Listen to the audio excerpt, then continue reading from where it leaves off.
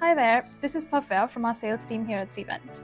Today, I'm going to show you how to use Cvent Event Diagramming to design event spaces that keep your attendees engaged from the moment they walk in.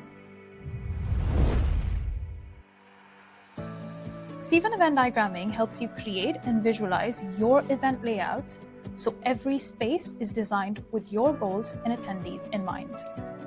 Instead of guessing how your floor plan will look on the event day, you can create accurate interactive visualizations of your event space ahead of time. So let's dive in. First, open Cvent Event Diagramming and select your venue. You can also upload your own floor plans.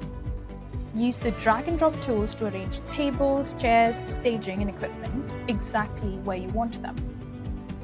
From here, you can adjust dimensions, add entrances, exits, and define zones for things like networking or presentations.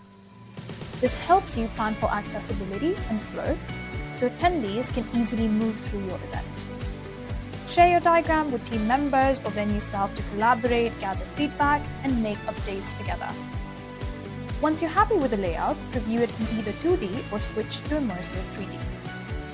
You can save multiple versions to compare different setups or respond to any last-minute changes. It's that simple.